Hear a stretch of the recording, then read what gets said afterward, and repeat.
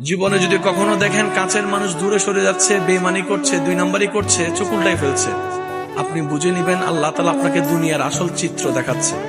আপনি যেন বুঝতে পারেন আপনার আপন বলতে আল্লাহ ছাড়া, আপনার আপন বলতে আপনার নবী ছাড়া আসলে আর কেউ নাই। অনেক সময় দেখবেন আপনার জীবন চলার পথে অনেক পরিচিত ভালোবাসার প্রিয় মানুষগুলাও কিন্তু একসময় আপনাকে চিনবে না, চোখ উল্টাই ফেলে।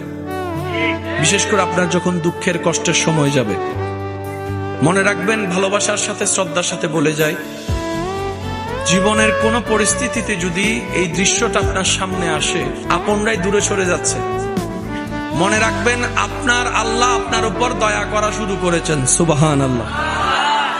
ওই বিপদ থেকে আপনি যাদের সাপোর্ট নিয়ে উঠতে চাচ্ছেন, রব চাচ্ছেন আপনাকে কেউ না করুক সাপোর্ট, আপনার আল্লাহ স্বয়ং আপনাকে সাপোর্ট করতে চাচ্ছে বলেই মানুষকে দূরে সরাই দিচ্ছে। সুবহানাল্লাহ।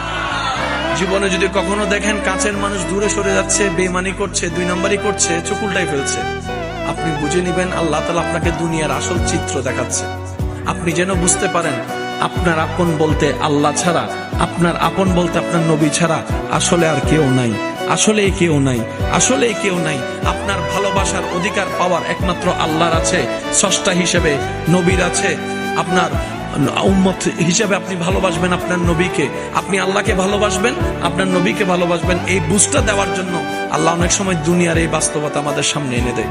আল্লাহ তাআলা আমাদের সবাইকে বুঝার আমল করার তৌফিক দান করুক। আমিন।